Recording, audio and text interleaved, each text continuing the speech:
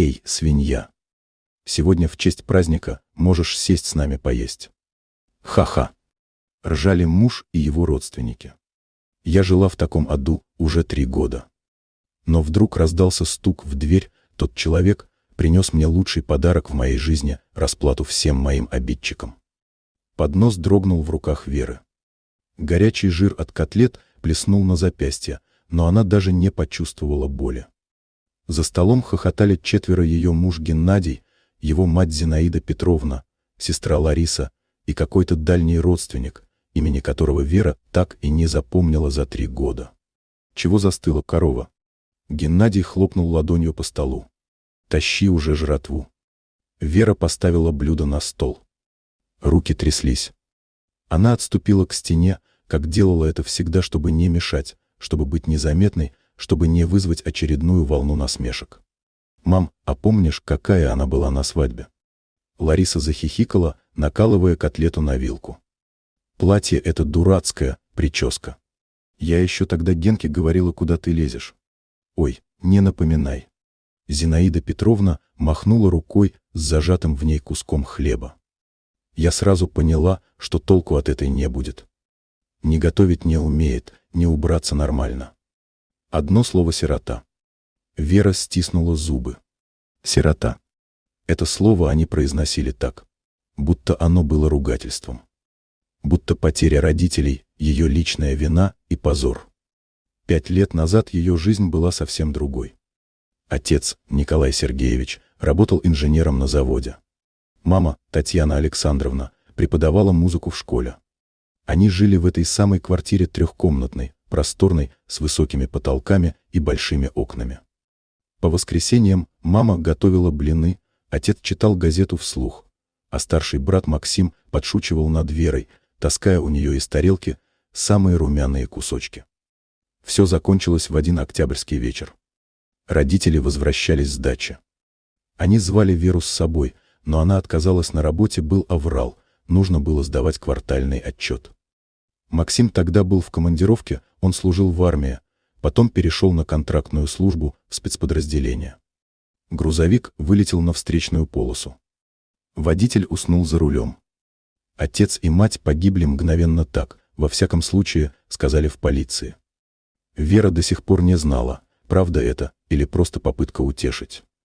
Максим прилетел на похороны. Вера помнила его лицо серое, застывшее, словно каменное. Он держал ее за руку у могилы и молчал. Потом они вернулись в опустевшую квартиру, и Вера впервые в жизни увидела, как ее сильный, несгибаемый брат плачет. «Я должен был быть здесь», — повторял он. «Должен был».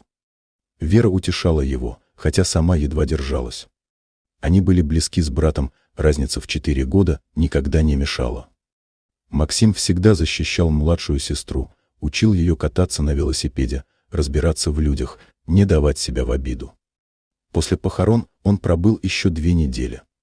Помогал с документами, с наследством. Квартира осталась Вере, так было записано в завещании родителей.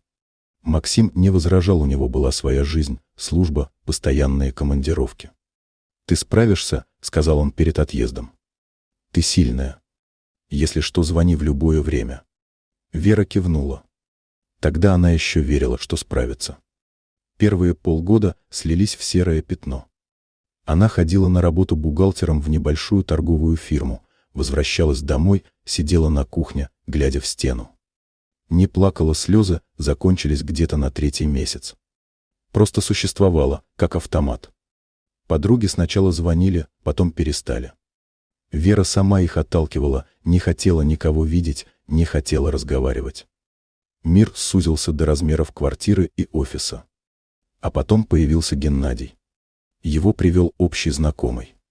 Высокий, не красавец, но и не урод. Он был внимательным, слушал, кивал. Когда Вера обмолвилась о родителях, он сказал: «Я понимаю. Моего отца тоже не стало рано». Тогда эти слова показались ей спасением. Они начали встречаться. Геннадий был заботливым. Вера постепенно оттаивала. Максим позвонил через 2 месяца. Вера рассказала о Геннадии восторженно, сбивчиво. Брат выслушал молча. «Приеду на следующей неделе», — сказал он. «Хочу познакомиться с этим твоим Геннадием». Он произнес имя так, будто оно было чем-то неприятным. Вера не обратила внимания, списала на братскую ревность. Встреча прошла плохо.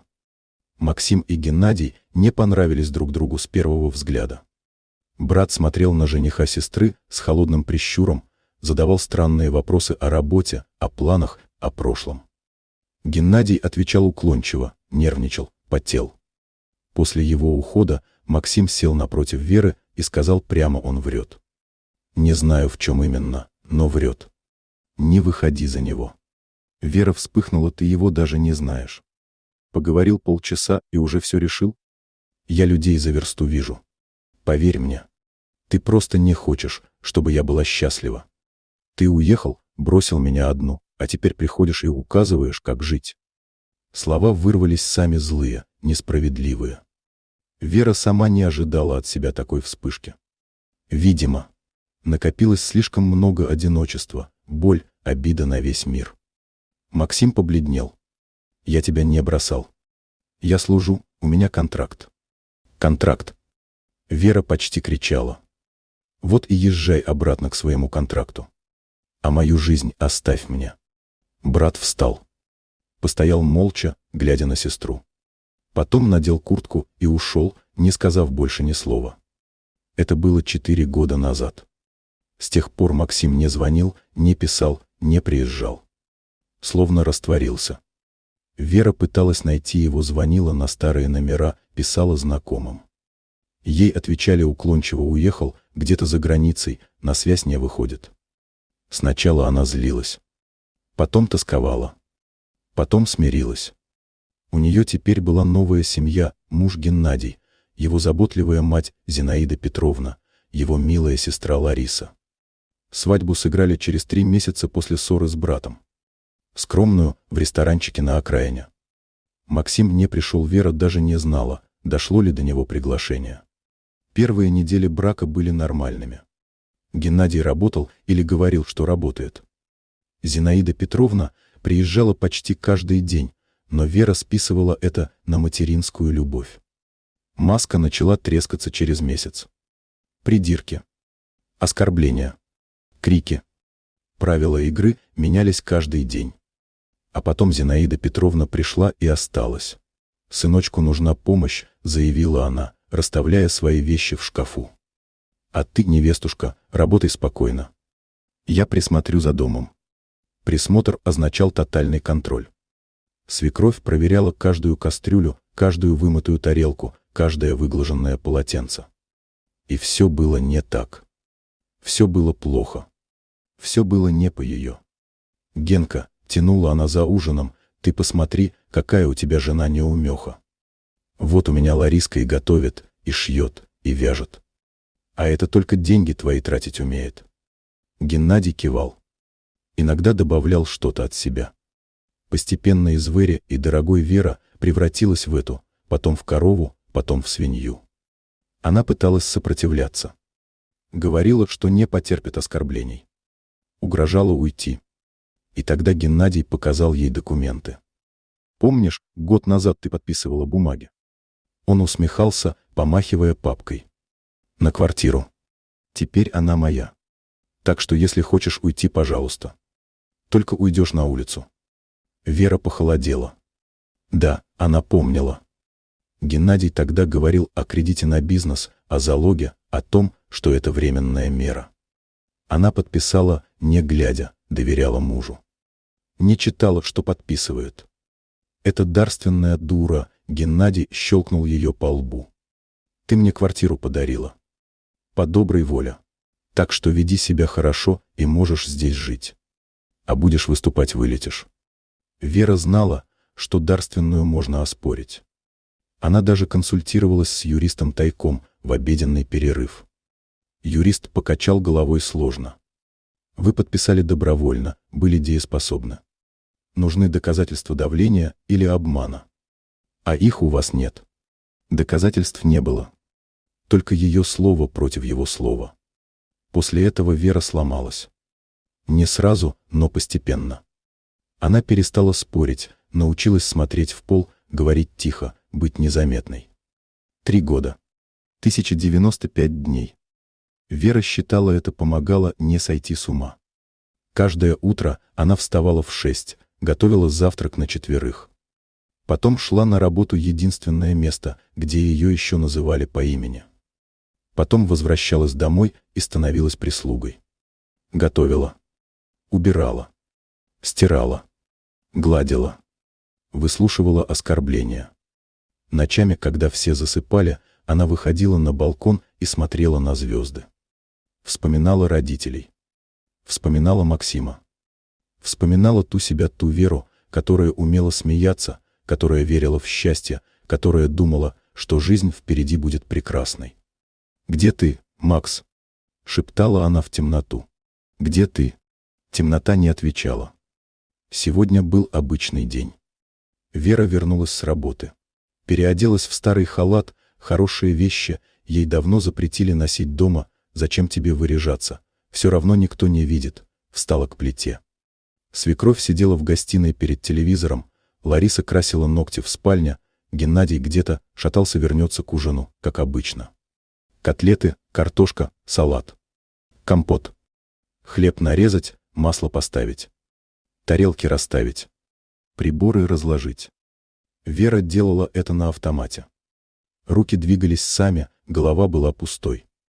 Так было легче не думать. Просто делать. «Эй!» — раздался голос свекрови. «Ты там не уснула? Жрать скоро будет?» Через 5 минут ответила Вера ровным голосом. «Давай быстрее. Гости придут». «Гости?» Вера нахмурилась. Никто не предупреждал о гостях. Впрочем, ее редко о чем-то предупреждали, она была последняя, кто узнавал новости в этом доме. Геннадий вернулся не один с ним, был тот самый дальний родственник, имени которого Вера так и не запомнила. Они были навеселе, громко смеялись, хлопали друг другу по плечам. «А вот и мы», — провозгласил Геннадий с порога. «Накрыло уже?» «Да», — Вера кивнула. «Молодец. Учишься». Они расселись за столом. Вера начала подавать, как обычно. Картошка. Салат. Котлеты. Компот. Хлеб, масло, соленья.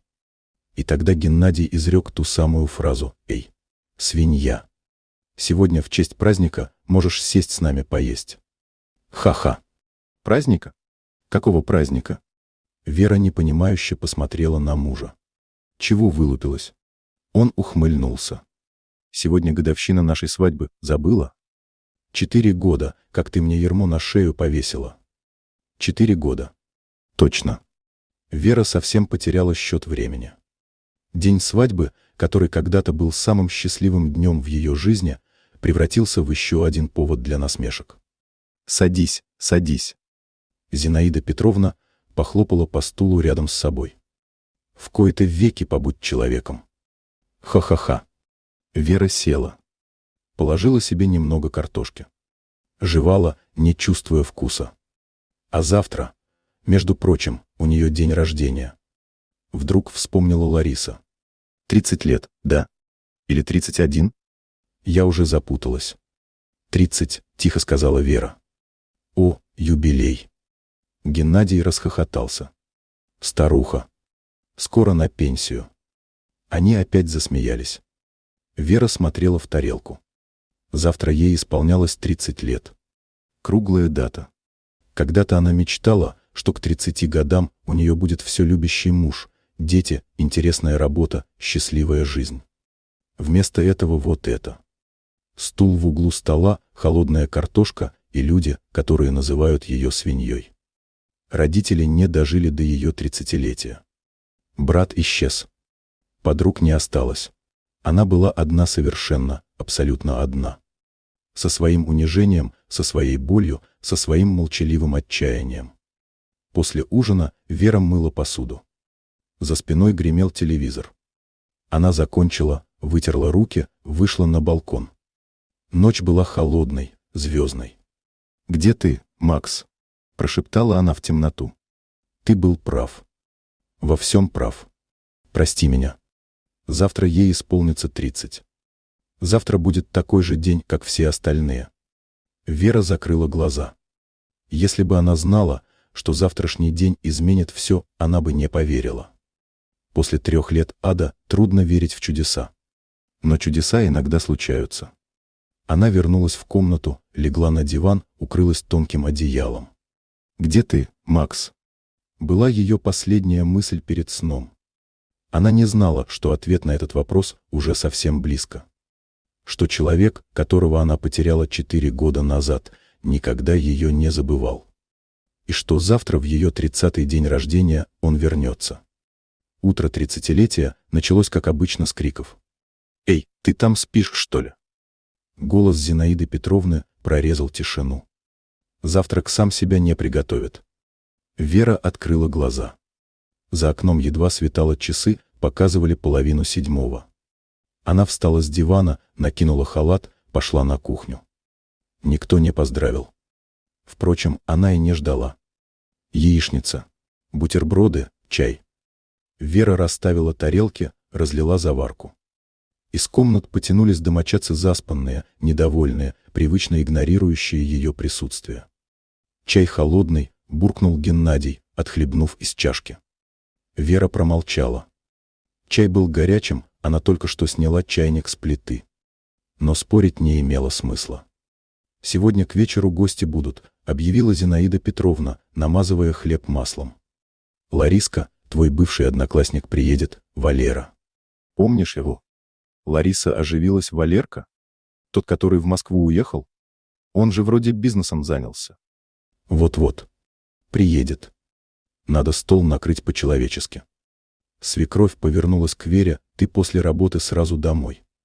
Купишь продукты, я список напишу. И приготовишь все как положено. Поняла?» «Поняла», — кивнула Вера. Ее день рождения. Гости, но не для нее. Стол, но не в ее честь. Как обычно. На работе коллега Наташа поздравила ее шепотом с юбилеем. «Верочка». «Спасибо. Отмечать будешь?» Вера покачала головой. После работы она купила продукты по списку свекрови. Тащила тяжелые пакеты через двор, поднималась по лестнице, лифт не работал. Дома ее встретил привычный хаос. Лариса красилась в ванной, Зинаида Петровна командовала по телефону, Геннадий валялся на диване. «Принесла?» Свекровь окинула взглядом пакеты. «Давай быстрее, времени мало». Вера переоделась и встала к плите. Салаты, нарезка, горячая. Руки работали на автомате, голова была пустой. Она старалась не думать о том, что сегодня ее день рождения. Что ей исполнилось 30. Что где-то в параллельной вселенной существует другая Вера, счастливая, любимая, окруженная близкими людьми. К 7 вечера стол был накрыт. Вера оглядела результат своих трудов: красиво, богато, празднично. Для чужого праздника. Гости начали собираться. Тот самый Валера, полноватый мужчина с масляными глазками, пришел с бутылкой дорогого коньяка. Следом явились еще какие-то знакомые свекрови, пожилая пара и их взрослый сын. Вера подавала закуски, разливала напитки, убирала грязные тарелки. Ее никто не замечал, она была частью интерьера, обслуживающим персоналом. «А это кто?» — спросил Валера, кивнув на Веру. «Домработница?» Геннадий захохотал почти. «Жена моя». Правда, толку от нее, как от домработницы, никакого. Все засмеялись. Вера стиснула зубы и вышла на кухню. Она стояла у окна, глядя в темноту. 30 лет. И что она сделала за эти годы? Потеряла родителей. Потеряла брата. Потеряла себя. Из комнаты донесся хохот. Вера взяла поднос с горячим и вернулась. Геннадий, уже изрядно выпивший, схватил ее за руку. «Эй, свинья! Сегодня в честь праздника можешь сесть с нами поесть». Ха-ха. Это была его любимая шутка. Он повторял ее каждый раз, когда были гости. И каждый раз все смеялись. «Садись, садись», — поддержала Зинаида Петровна. «Покажи людям, какая ты у нас скромная». Вера села на краешек стула. Положила себе немного салата. Жевала, не чувствуя вкуса, глядя в тарелку. «А чего такая смурная?» — поинтересовался Валера. «Муж не обижает?» «Да куда там?» Геннадий отмахнулся. «Она у меня тихая. Слова лишнего не скажет». «Правда, дорогая?»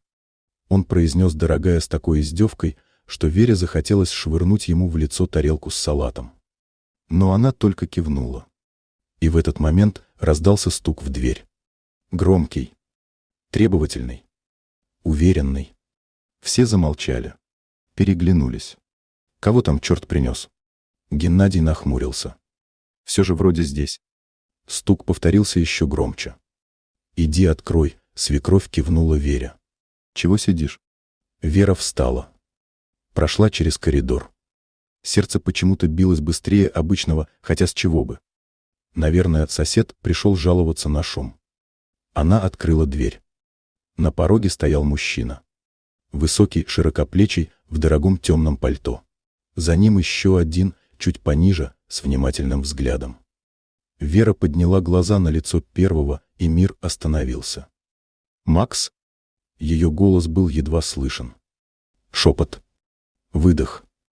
Брат смотрел на нее, и в его глазах было что-то, от чего у Веры перехватило дыхание. Боль. Гнев. Нежность. Все одновременно. Максим изменился за 4 года. Возмужал, раздался в плечах. В волосах появилась седина на висках. Лицо стало жестче. Но это был он. Ее брат. «С днем рождения, сестренка», — сказал он тихо. Я вернулся. Вера стояла, не в силах пошевелиться. Это сон. Это не может быть правдой. 4 года молчания, и вдруг он здесь, на пороге, в ее день рождения. «Кто там?» — раздался голос Геннадия из комнаты. «Чего застряла?» Максим мягко отодвинул сестру и шагнул в квартиру.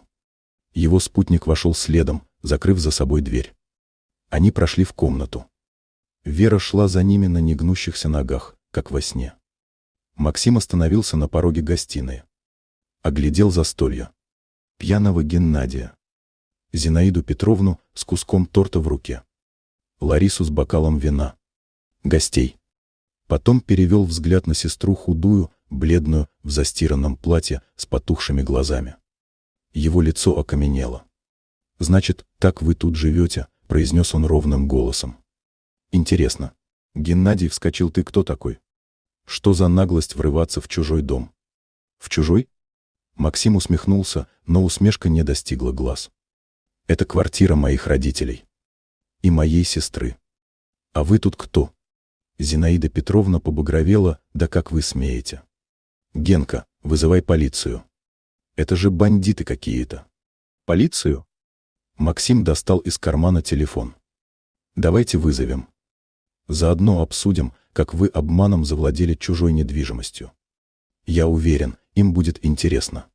Геннадий побледнел. «Какой еще обман? Квартира моя. Она сама мне ее подарила». «Подарила?» Максим повернулся к сестре. «Вера?» И тут Вера заплакала. Впервые за 3 года, не украдкой, не ночью на балконе. Открыто, громко, навзрыд. Все, что копилось годами, боль, унижение, одиночество, прорвалось наружу. «Он обманул меня», — выдавила она сквозь слезы. «Сказал, что это для кредита. Что временно. Я не знала, что подписываю дарственную». Максим шагнул к ней. Обнял. Прижал к себе. «Тише, тише. Я здесь. Все будет хорошо». Вера плакала у него на груди, как в детстве, когда разбивала коленку или ссорилась с подружками. Макс всегда защищал. Макс всегда был рядом. А потом она его прогнала. «Прости меня», — всхлипывала она. «Прости, что не поверила тогда. Ты был прав. Это ты меня прости». Он погладил ее по голове. «Что оставил тебя? Что не вернулся раньше? Это что за цирк?» Взвизгнула Зинаида Петровна. «Генка, сделай что-нибудь». Геннадий стоял столбом. Он был трусом, и сейчас это проявилось в полной мере. Максим был выше его на голову, шире в плечах, и от него исходила спокойная уверенность человека, который точно знает, что делает. Максим отпустил сестру и повернулся к ее мужу. «Значит так», — голос его был ледяным.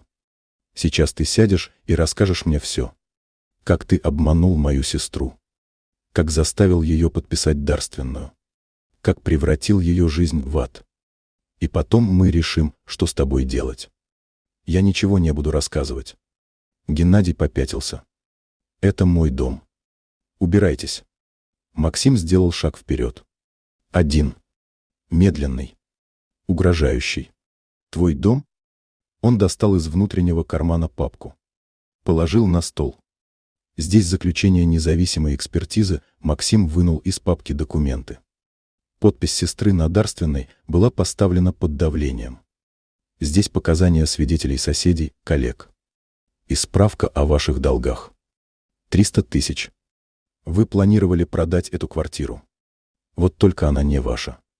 Он обвел взглядом застывших родственников жены.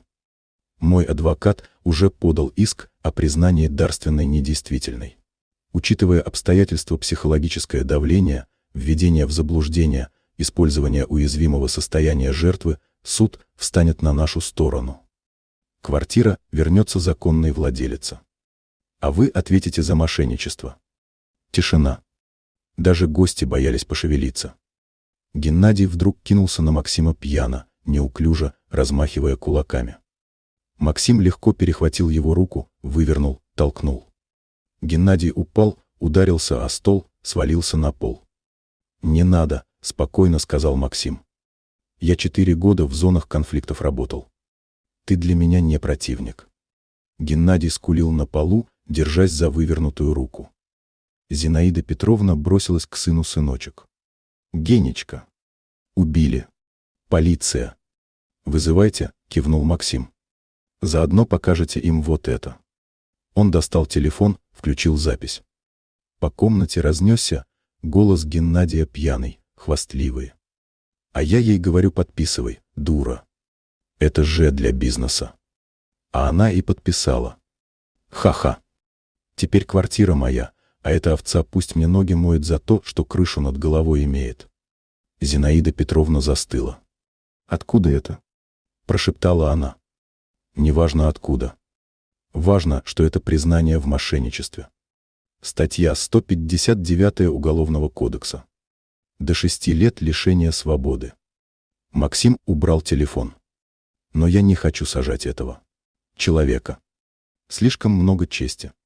Я хочу другого». Он подошел к свекрови. Та отшатнулась. «Вы, — сказал он тихо, но так, что слышали все, — воспитали не сына.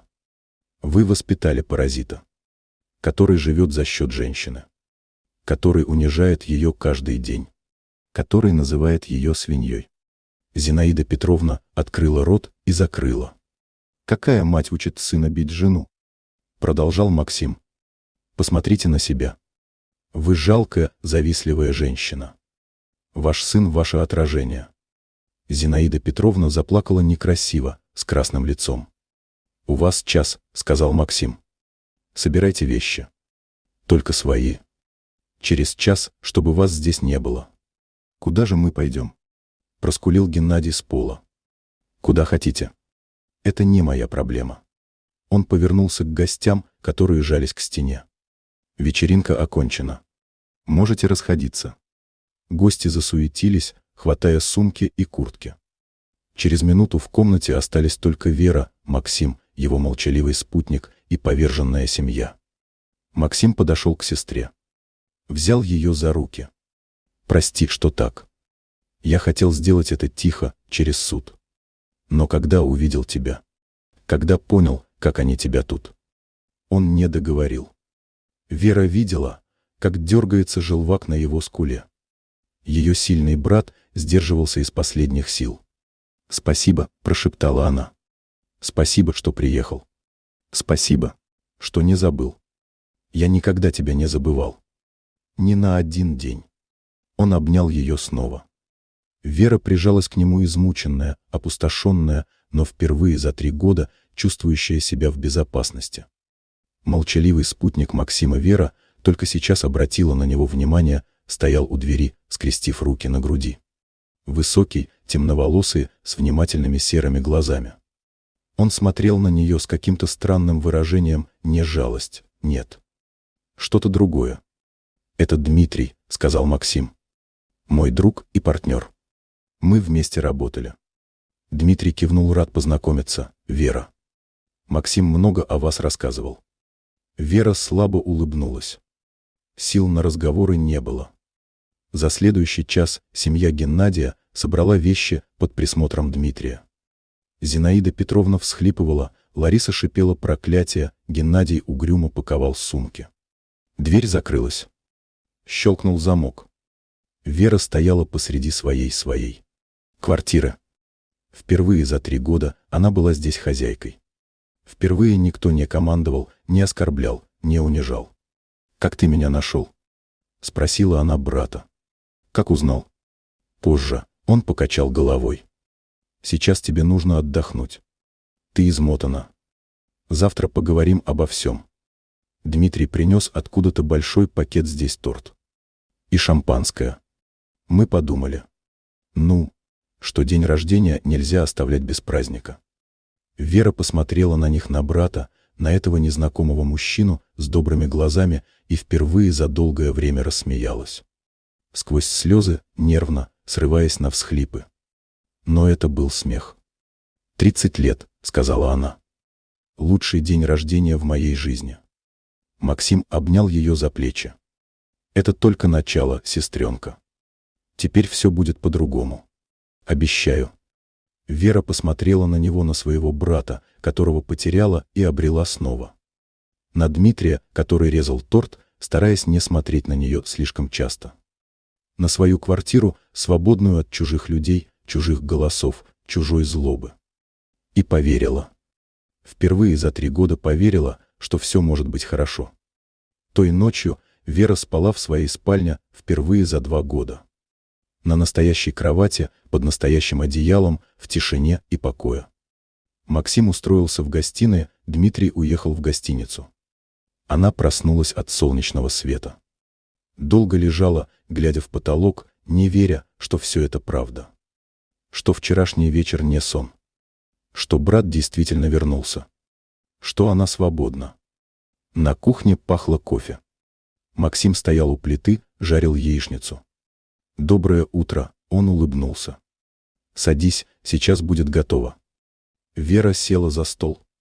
Смотрела, как брат ловко орудует сковородкой, как разливает кофе по чашкам, как ставит перед ней тарелку. «Ты изменился», — сказала она. 4 года. Много всего было. Расскажешь?» Максим сел напротив. Помолчал, собираясь с мыслями. «После нашей ссоры я уехал. Сначала в Москву, потом дальше. Подписал контракт с охранной фирмой. Работал в горячих точках, сопровождение грузов, защита объектов. Платили хорошо. Но дело было не в деньгах». Он отхлебнул кофе. «Я себя наказывал. За то, что не смог тебя защитить. За то, что ушел. Думал, если погибну где-нибудь, так мне и надо. Макс, подожди, дай договорю. Через 2 года я встретил Дмитрия. Он тоже был на контракте. Мы подружились. Он мне мозги вправил. Сказал, что смерть — это не выход. Что если я хочу помочь сестре, то должен жить. И действовать». Максим посмотрел ей в глаза. «Мы вместе открыли охранное агентство. Сначала маленькое, потом разрослось. Сейчас у нас филиалы в 3 городах, 50 сотрудников. Я зарабатываю достаточно, чтобы нанять лучших юристов и частных детективов. Ты следил за мной?» «Да. Через знакомых. Через людей, которых нанимал. Знал, что происходит. Знал про дарственную, про унижение. Собирал доказательства. Почему не приехал раньше?» Максим опустил глаза. «Боялся. Что ты меня прогонишь. Что не простишь. И ждал, пока соберу достаточно материала, чтобы уничтожить их юридически. Чтобы они не смогли ничего тебе сделать. Вера протянула руку через стол, сжала его ладонь. «Я тебя простила. Давно. Еще тогда, когда поняла, что ты был прав». Они сидели молча, держась за руки. Брат и сестра, потерявшие друг друга и обретшие снова. Следующие недели слились в один поток событий. Адвокат Максима Сухой, педантичный мужчина в очках, приходил почти каждый день. Объяснял, какие документы нужны, что говорить в суде, как себя вести. Дело о признании дарственной недействительной рассматривалось быстро. Доказательства были неопровержимы: заключение психолога о состоянии Веры на момент подписания, показания свидетелей, аудиозапись, где Геннадий хвастался обманом. Судья вынес решение в пользу Веры, квартира официально вернулась ей. Геннадий пытался сопротивляться. Нанял какого-то дешевого адвоката, подавал апелляции. Все они были отклонены. В конце концов, он сдался, подписал все бумаги, согласился на развод. Развод оформили за 2 месяца. Вера стояла в коридоре суда, держа в руках свидетельство о расторжении брака, и не могла поверить, что все закончилось. 4 года кошмара, и вот она свободна. Официально, юридически, навсегда. Поздравляю, Максим обнял ее. Теперь ты снова Морозова. Морозова. Фамилия родителей. Фамилия, которую она носила до замужества. Вера произнесла ее вслух и почувствовала, как что-то внутри встает на место. Дмитрий появлялся все чаще. Сначала по делам, обсудить что-то с Максимом. Потом без дела, просто так. Приносил продукты, чинил что-то по мелочи, помогал с уборкой. «Тебе не обязательно это делать», — говорила Вера. «Знаю», — отвечал он. «Но хочу». Она привыкала к его присутствию. К тому, как он негромко смеется над ее шуткам. Как слушает, наклонив голову. Как смотрит внимательно, тепло, без тени осуждения или жалости. Однажды вечером они сидели на кухне. Максим уехал по делам, Вера и Дмитрий остались вдвоем. Пили чай, разговаривали о пустяках. «Можно спросить?» Дмитрий поставил чашку. «Как ты? Как ты пережила все это? 3 года?» Вера задумалась. «Не знаю. Наверное, просто. Выключилась. Делала, что требовали. Не думала. Не чувствовала. Это как? Как анестезия. Больно, но терпимо. А сейчас? Сейчас просыпаюсь. Медленно. Иногда страшно, столько всего чувствую, что не знаю, куда это девать. Но это хороший страх. Живой». Дмитрий накрыл ее руку своей. «Ты сильная. Гораздо сильнее, чем думаешь». Вера посмотрела на его руку, большую, теплую, надежную. Потом подняла глаза.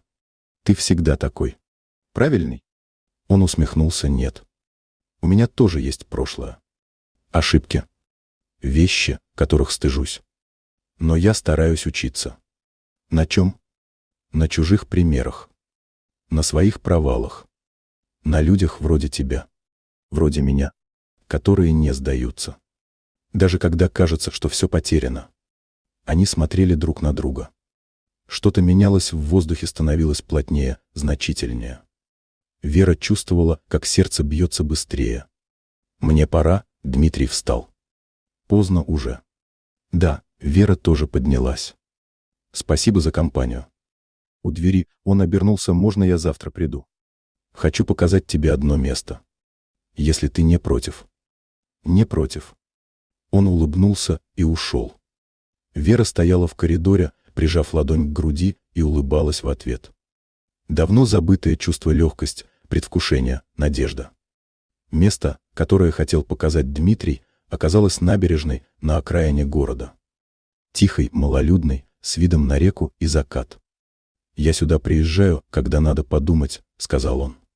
«Здесь спокойно». Они шли вдоль воды. Вера смотрела на розовое небо, на блики солнца на волнах, на силуэты деревьев вдалеке. Красиво. Она давно не замечала красоту вокруг. «Максим рассказывал о тебе», — вдруг сказал Дмитрий. «Когда мы служили вместе. Говорил, что у него есть сестра. Умная, добрая, красивая. Что он скучает по ней. Правда? Каждый вечер почти. Особенно, когда выпьет. Я иногда думал, выдумывает. Слишком уж идеальная картина. А потом увидел тебя. И... Дмитрий остановился. Повернулся к ней. И понял, что он не преувеличивал. Вера почувствовала, как щеки заливает румянец. Давно с ней такого не было. «Я далеко не идеальная», — сказала она. «Я слабая. Позволила им, всему этому. Ты не слабая. Ты выжила. В ситуации, которая сломала бы многих. И сохранила себя, свою доброту, свою человечность. Это не слабость. Это сила». Он взял ее за руку. Осторожно, будто боялся спугнуть. «Я не тороплю тебя. Знаю, что тебе нужно время. Но хочу, чтобы ты знала, я рядом. И буду рядом. Сколько понадобится». Вера сжала его пальцы. «Спасибо».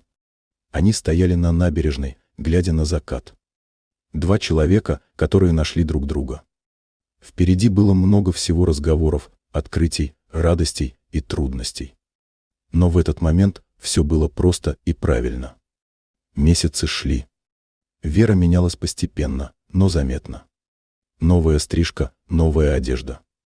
Уверенность в голосе и взгляде. На работе ее повысили, теперь она была старшим бухгалтером, с отдельным кабинетом и 2 подчиненными. Максим гордился сестрой. Заезжал в гости каждую неделю, привозил подарки, рассказывал новости. Его бизнес процветал, охранное агентство расширялось, открывались новые направления. Дмитрий ухаживал красиво и ненавязчиво. Цветы без повода. Билеты в театр. Прогулки по вечернему городу. Он не торопил, не давил, просто был рядом, надежный и теплый. Вера училась заново. Доверять. Открываться. Позволять себе быть счастливой. После 3 лет в аду это было непросто, иногда накатывали страхи, иногда хотелось спрятаться, закрыться. Но она справлялась. Однажды Дмитрий спросил: «Ты жалеешь о чем-нибудь?» Вера подумала. О потерянных годах. О том, что не послушала Максима. О том, что позволила себя сломать. А если бы можно было вернуться, что бы изменило? Все. И ничего. Он удивленно поднял бровь. «Если бы я не прошла через это, — объяснила Вера, — я бы не стала той, кто я сейчас. Не научилась бы ценить свободу. Не поняла бы, какие люди мне нужны. Не встретила бы». Она замолчала. «Кого?» — тихо спросил Дмитрий. «Тебя». Он поцеловал ее первый раз за все время. Нежно, бережно, как что-то хрупкое и драгоценное. Вера закрыла глаза и ответила на поцелуй. Прошел год. Ровно год с того дня рождения, который изменил все. Вера стояла на кухне, готовила праздничный ужин. Не для чужих людей, для своих. Максим с женой, он женился 3 месяца назад на чудесной женщине по имени Ольга, Дмитрий, пара близких друзей с работы. В дверь позвонили. Вера вытерла руки, пошла открывать.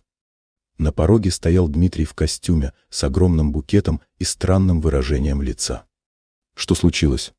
Вера нахмурилась. «Ты рано». «Знаю. Хотел поговорить до того, как придут остальные». Он вошел, поставил цветы на тумбочку. Взял ее за руки. «Год назад я увидел тебя впервые. Худую, бледную, с подносом в руках. И что-то внутри меня перевернулось. Я не знал тогда, что это. Теперь знаю». Он опустился на одно колено. Вера перестала дышать. «Вера Николаевна Морозова», Дмитрий достал из кармана бархатную коробочку, «я люблю тебя. Люблю твою силу, твою доброту, твою улыбку. Я хочу быть рядом с тобой сегодня, завтра, всегда. Выйдешь за меня?»